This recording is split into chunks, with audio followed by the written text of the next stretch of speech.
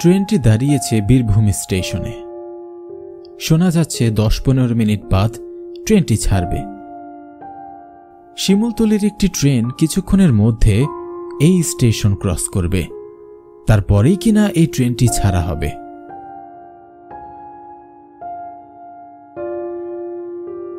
আমার নাম রূপায়ণ। আমার পাশেই বসা লম্বা চড়া ও পাতলা যে ছেলেটিকে দেখছেন, সে হলো আমার বন্ধু বাঁধন। সেই ছোটকাল থেকেই একসঙ্গে বড় হয়েছি।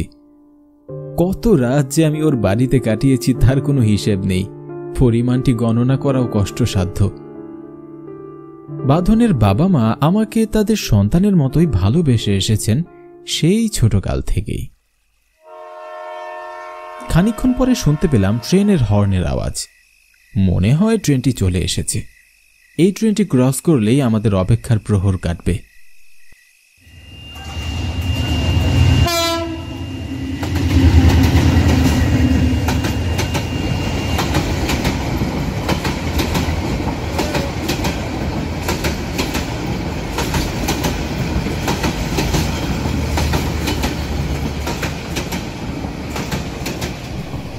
ট্রেনটি ক্রস করল স্টেশন।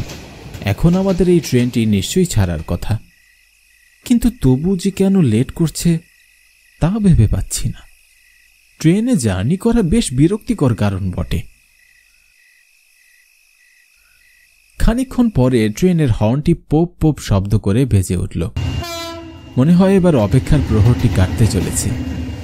হর্ন বাজতে না বাজতেই ট্রেনটি চলতে শুরু করল।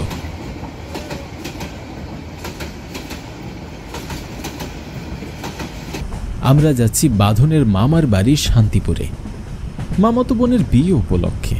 সেই 145 কিলো পথ, লম্বা এক জার্নি। ট্রেনটি ছেড়ে দেবার কিছুক্ষণ পর খেয়াল করলুম লাল চাদর পরিহিত এক বৃদ্ধ, বয়স হবে আনুমানিক 50-55 কি 60, এক হাতে একটি কাপড়ের ব্যাগ হাতে নিয়ে আমাদের সামনে এসে দাঁড়ালো। নমস্কার বাবুরা, কিছু মনে না করলে আপনাদের সামনে এই সিটে বসতে পারি? হ্যাঁ জি জি, বসুন বসুন, এ আবার পারমিশন নেবার কি আছে। লোকটি বসে পড়লেন আমাদের সামনের সিটটিতে। ঝক ঝক ঝক ট্রেন চলেছে রাত দুপুরে, ওই ট্রেন চলেছে, ট্রেন চলেছে, ট্রেনের বাড়ি কই? একটু জিরোয় ফের ছুটে যায়, মাঠ পেরুলেই বন, পুলের উপর বাজনা বাজে, জন জনা জন জন। বাহ বাহ দাদু বাহ, বেশ সুন্দর তো বলেছেন। তা আপনার বাড়ি কোথায় দাদু? আমার কথার কোনো জবাব পেলাম না। বৃদ্ধটি তার চোখ দুটো দিয়ে ফ্যাল ফ্যাল করে তাকিয়ে রইল আমাদের দিকে। কি অদ্ভুত তার দৃষ্টিভঙ্গি, কি অদ্ভুত তার চেহারা। দেখে যেন মনে হয় তার চোখ দুটো পাকা আমের মতো গাছ থেকে খসে পড়বে। ভয়ে যেন আমার মনের ভিতরে এক প্রকার শীতল হাওয়া বইতে লাগলো। আমার চোখ দুটো সরিয়ে নিলাম ওনার চোখের উপর থেকে। ভয় পেও না বাবুরা, এখনই ভয় পেলে ওইখানে কি করবে? যখন সে সামনে এসে দাঁড়াবে তখন কি করবে? এখনো তো অনেক পথ বাকি বাবুরা, অনেক পথ বাকি। পাশে থেকে আমার বন্ধু বাঁধন বলল, এই রূপায়ণ, এই লোকটিকে খুব একটা সুবিধার মনে হচ্ছে না। তুই চুপচাপ বসে থাক, লোকটির সঙ্গে আর করে কথা বলিস না। হ্যাঁ রে, তুই ঠিকই বলেছিস, আর কথা বলা যাবে না লোকটির সাথে। আমরা কাঠের মতো চুপ হয়ে বসে রইলাম। এদিকে ট্রেনটি ঝকঝক শব্দ করে ছুটে চলেছে তার গন্তব্যস্থলে। জানালা দিয়ে বয়ে আসছে এক প্রকার শিরশিরি হাওয়া। সেই ঠান্ডা বাতাসগুলো যেন মুখে স্পর্শ করে ছুটে চলেছে বহু দূর ওই রহস্যময় পবনে, ধূসর পল্লী বনে। আর এদিকে এই লোকটি আমাদের দিকে ফিরে ফিরে তাকাচ্ছেন খানিকক্ষণ পর পর। অনেকটা সময় পেরিয়ে গেল। ঘুম থেকে জেগে দুটি চোখ খুলতেই লক্ষ্য করলাম আবারও সেই বৃদ্ধ লোকটি আমাদের দিকেই তাকিয়ে আছে। এ কি অদ্ভুত বিরক্তিকর বিষয়! কখনো ভয় আবার কখনো রাগও লাগছে। ভারী মুসিবতে পড়ে গেলাম দেখা যাচ্ছে। এবার এই বৃদ্ধ লোকটি বললেন, যাচ্ছি চলনতলি স্টেশনে। সেই কতক্ষণ আগের প্রশ্নের উত্তর এখন পাচ্ছি। ভারী অদ্ভুত তো লোকটা। এটা কেমন নাম? চলনতলি স্টেশন কি? লোকটি ফের কিছুক্ষণ চুপ করে রইল। খানিকক্ষণ পর বলল, রাত বিরেতে সেই স্টেশনে কেউ যাতায়াত করে না, কারণ সেই স্টেশনে রাতে সে আসে। কে আসে দাদু?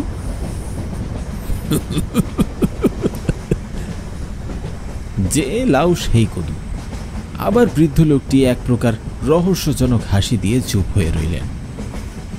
খানিকক্ষণ বাদে ট্রেনটি হর্ন দিয়ে জানিয়ে দিল যে সামনে একটি স্টেশন এসেছে। স্টেশনে ট্রেন বেশ কিছুক্ষণ অপেক্ষা করবে, কারণ আবারও একটি ট্রেন স্টেশন ক্রস করবে, তারপরেই এই ট্রেনটি আবার চলতে শুরু করবে। আর যে সহ্য হয় না রে। চল বাইরে গিয়ে চা নাস্তা করি আর ধূমপানও সেরে আসা যাক। হ্যাঁ চল চল, মন মেজাজটা ভালো নেই, একটু খুশি করা যাক বাইরে গিয়ে। নেমে পড়লাম ট্রেন থেকে। কিন্তু এ কেমন অদ্ভুত বিষয়! স্টেশনে একটি মানুষও নেই। একদম জনমানব শূন্য স্টেশন। নেই কোনো দোকান এবং নেই কোনো মানুষের চিহ্ন। চারিদিকে ঘুটঘুটে অন্ধকার আর ঝিঝি পোকার ডাক। বাঁধন বলল, আমি জীবনেও এরকম নিরিবিলি স্টেশন দেখিনি রে বাবু। এ তো স্টেশন নয়, বরং মনে হচ্ছে কোনো শ্মশান ঘাটে এসেছি। যা বলেছিস। চল, কথা বাড়ি আর লাভ নেই। বরং আমরা স্টেশন থেকে বেরিয়ে দেখি বাহিরে কোনো দোকান পাওয়া যায় কিনা। হ্যাঁ তাই বরং ভালো, চল যাই।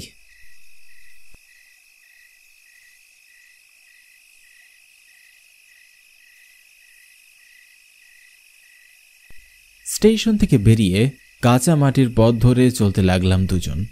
ঘুটঘুটে অন্ধকার, কাঁচা মাটির পথ এবং এই ঝিঝি পোকাগুলো এবার আমাদের মনে কিছুটা ভয়ের সৃষ্টি করেছে। বন্ধু, এই পথ তো যেন পথ নয়, ভয়ের তাণ্ডব। মনে হচ্ছে আমরা গ্রামের রাস্তা দিয়ে গভীর রাতে একা একা চলেছি এবং আমাদের সামনে দাঁড়িয়ে আছে সাদা কাপড় পরা একটি ভূত।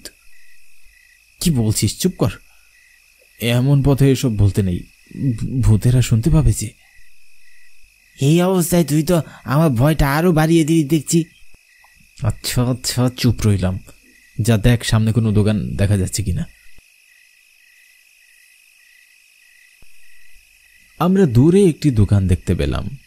দোকানটি কিসের তা বোঝা না গেলেও বোঝা যাচ্ছিল টিমটিমে একটি আলো জ্বালিয়ে দোকানদার ভিতরে বসে আছেন। তার পাশে ধোঁয়া আকাশে উঠছে। বুঝতে বাকি রইল না যে এটি একটি চায়ের দোকান। হ্যাঁ, সত্যিই তাই। কাছে এসে দেখলাম এটি একটি চায়েরই দোকান। দোকানে দাঁড়িয়ে এক বৃদ্ধ ব্যক্তি, পরনে তার স্যান্ডো গেঞ্জি ও ধুতি। কাকা, জলদি জলদি কড়া করে দুটো চা দিন তো। ট্রেন থেকে এসেছি, বেশি দেরি করলে আবার ট্রেন ছেড়ে চলে যাবে আমাদের। জি, এক্ষুনি দিচ্ছি বাবু। চাটি মুখে দিতেই আমি একদমই থমকে গেলাম।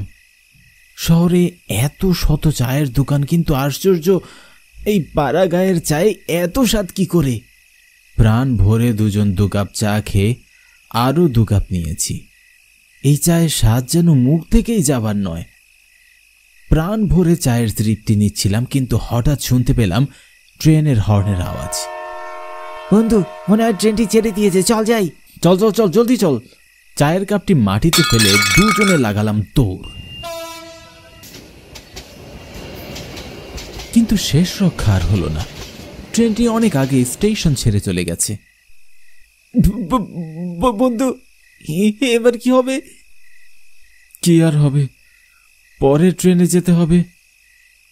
আচ্ছা, চায়ের বিল তো দেওয়া হয়নি। যাই, চল চায়ের বিলটা দিয়ে আসি। হ্যাঁ চল চল, আরো 1 কাপ চা খেয়ে নিব না হয়। ট্রেন গেল তো কি হয়েছে, শান্তি করে চাটা তো খেতে হবে। যা বলেছিস ভাই, এমন চা আমি আমার লাইফে কখনো খাইনি। কি যেন জাদু আছে চায়ের মধ্যে। Same to you bro. না কামো ছাড়, চল এখন। ফের চললাম চায়ের দোকানে। আবারও সেই পথ, সেই ঝিঝি পোকা। কিন্তু কি আশ্চর্য, এ কি করে সম্ভব? চায়ের দোকানের কাছে এসে দেখি দোকানটির কোনো অস্তিত্বই নেই। সামনে দুটো ভাঙ্গা কাপ পড়ে আছে। তাহলে কি এটি আমাদের চোখের ভ্রম ছাড়ার কিছুই নয়? কিন্তু তাহলে এখানে এই ভাঙ্গা কাপ দুটো এলে কোত্থেকে? এ কি করে সম্ভব? না, কিছুতেই তো এসব হতে পারে না। বাঁধন, চল একটু সামনে গিয়ে দেখি, হয়তো অন্ধকারে আমরা পথ হারিয়ে গিয়েছি। সামনে গেলে হয়তো দোকানটি নিশ্চয়ই আমরা দেখতে পাবো। হ্যাঁ বেশ, চল তাহলে। আমরা দুজন আবার হাঁটতে লাগলাম। এই ভয়টি মন থেকে কমতে কিনা কমতেই এবার যা দেখলাম তা দেখবার পর আমাদের ভয়ের মাত্রা যেন এবার সীমা লঙ্ঘন করল। সামনে তাকিয়ে দেখি একটি বোর্ডে লেখা আছে চলনতলি স্টেশন। এটি সেই স্টেশন যার কথা ট্রেনের মধ্যে থাকা সেই বৃদ্ধ লোকটি আমাদের বলেছিল। এ ভয় যেন আর কাটিয়ে উঠবার নয়। এমন সময় লক্ষ্য করলাম আমাদের পেছনে কারো উপস্থিতি। আমার বন্ধু বাঁধন আমার পাশে দাঁড়িয়ে আছে। তাহলে আমার পিছনে সে কে? ভয় আমার মনের ভেতরে শীতল স্রোত বইতে শুরু করল। আমার হৃদয়টা যেন দ্বিগুণ গতিতে ধকধক করছে। আমরা শুধু দুজনকে চোখের ইশারায় দেখছি, কিন্তু পিছনে তাকানোর মতো কোনো শক্তি বা সাহস কোনোটাই আমাদের ছিল না। তবু ভয়ে ভয়ে আমরা পিছনে তাকালাম। তাকিয়ে দেখি স্টেশনের মাঝে থাকা সেই দাদু দাঁড়িয়ে আছে। ও দাদু, আপনি? দূর, এভাবে কেউ কারো পিছনে দাঁড়ায় নাকি? ভয়টা বেশ জোরে সরে পেয়েছি দাদু। বাবু, আপনারা এখানে কি করছেন? কেন নিজেদের বিপদ নিজেরা ডেকে আনছেন? পালিয়ে যান, এক্ষুনি পালিয়ে যান এখান থেকে। আরে আপনার মাথা কি খারাপ হয়ে গেল নাকি? তখন থেকে কি সব আজে বাজে কথা বলছেন বলুন তো? আজে বাজে নয়, সে অতি ভয়ানক, সে নরঘাতক। হেই, আপনি যান তো এখান থেকে। কেন খামোখা বিরক্ত করছেন? পাগল কোথাকার। তার ফাঁদে পা দিও না, তোমরা ফিরে যাও, ফিরে যাও তোমরা। লোকটি চলে গেল। আমরা পাথরের মতন দাঁড়িয়ে রইলাম সেখানে। ভাবছিলাম এখন কি করব। বাঁধনকে বললাম, বাঁধন, মনে হয় জায়গাটি আসলেই সুবিধার নয়, চল চলে যাই এখান থেকে। হ্যাঁ, আমারও তাই মনে হচ্ছে, চল। দুজন ভয়ে ভয়ে পথ চলেছি। ভাবছিলাম যাব কোথায়? নেই কোনো হোটেল, নেই কোনো মানুষ। ভাবতে ভাবতে লক্ষ্য করলাম পচা এক প্রকার দুর্গন্ধ নাকে এসে লাগলো। গন্ধটি ছিল অনেকটা পচা মাংসের মতো দুর্গন্ধ। ঠিক তখনই শুনতে পেলাম ভয়ঙ্কর এক কণ্ঠ। এখানে যারা আসে তারা আর ফিরতে পারে না। আমাদের পা থেমে গেল। বুঝতে বাকি রইল না যে আমরা কোনো অশরীরীর পাল্লায় পড়েছি। তবু ভয়ে ভয়ে পিছনে তাকালাম।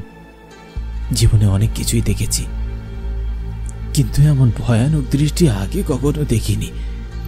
সাদা কাপড় পরা এলোমেলো চুলে একটি নারী ভূত, যার মুখ চোখ দিয়ে রক্ত ঝরছে। কি বিভৎস তার চেহারা!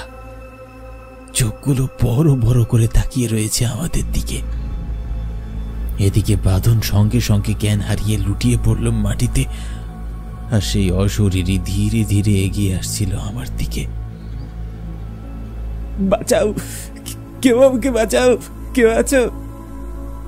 আমার চিৎকারে কেঁপে উঠল পুরো পথ। এমন সময় লক্ষ্য করলাম হাতে মশাল জ্বালিয়ে 4-5 জন লোক এদিকে তাড়াহুড়ো করে এদিকে আসছে, আর তাদের সামনে আসছে ট্রেনে থাকা সেই বৃদ্ধ দাদুটি। এই ডাইনি, ছেড়ে দে ওদের, না হলে আগুনে পুড়িয়ে পারবো তোকে। দাদুর কথা শুনে সেই অশরীরী আত্মাটি কোথায় যেন উধাও হয়ে গেল। এরপর সকলে বাঁধনের চোখ মুখে জল ছিটিয়ে জ্ঞান ফিরে আনলো, আর আমি ভয়ে পাথরের ন্যায় দাঁড়িয়ে রইলাম সেখানে। খানিকক্ষণ বাদে জল পান করে কিছুটা ভয় আমার কমল। দুজনে বসে পড়লাম মাটিতে। বৃদ্ধ দাদু বলল, আজ তোমাদের ভাগ্য ভালো ছিল। আজ পর্যন্ত এই ভূতের হাত থেকে কারুরই রক্ষা হয়নি। কিন্তু এই ভূত এখানে কবে থেকে আছে, আর কেনই বা সকলের সঙ্গে এমন করে? সে অনেক আগের কথা। এই চলনতলি স্টেশনে রাত 8টার ট্রেনে কাটা পড়ে এক তরুণীর মৃত্যু হয়। তার কোনো নাম পরিচয় জানা যায়নি। ধারণা করা হয় মেয়েটি হয়তোবা ট্রেনের নিচে আত্মহত্যা করেছে। এরপর থেকেই এই ট্রেনের আশেপাশে মেয়েটির আত্মা ঘুরে বেড়ায়। মাঝে মধ্যেই গভীর রাতে তার কান্নার আওয়াজ শোনা যায়। হু হু করে কান্নার শব্দে পুরো স্টেশন যেন কেঁপে ওঠে। তাই রাতের বেলা এই পথ দিয়ে কেউ আর আসা যাওয়া করে না, এবং স্টেশনে কোনো মানুষের চিহ্ন পর্যন্ত পাওয়া যায় না। রাত 8টার পর এখানে আর কোনো ট্রেন থামে না। তোমাদের দেখে আমার মনে হয়েছিল হয়তো আজ তোমরা বড় বিপদের মুখে পড়তে যাচ্ছ, তাই গ্রামের মানুষকে সঙ্গে নিয়ে তোমাদের বাঁচাতে এসেছি। বৃদ্ধ দাদুর কথা শুনে আমার মনের ভয় আর আতঙ্ক যেন আরো বেড়ে উঠল। কিন্তু এখন কি করব আমরা? আপনি বললেন রাত 8টার পর এখানে আর কোনো ট্রেন থামে না, তাহলে আমরা বাড়ি ফিরবো কি করে? ভয় পেও না, কাছেই একটি আবাসিক হোটেল আছে। আজ রাত তোমরা সেখানেই কাটিয়ে দাও। কাল ভোরের আলো ফোটার সঙ্গে সঙ্গে তোমরা চলনতলি স্টেশন ছেড়ে চলে যেও। চলো, আমি তোমাদের হোটেলে রেখে আসছি। এরপর সেই রাতটি আমরা হোটেলে কাটিয়ে সকালবেলা বৃদ্ধ দাদুকে ধন্যবাদ জানিয়ে মামার বাড়ির উদ্দেশ্যে রওনা হলাম।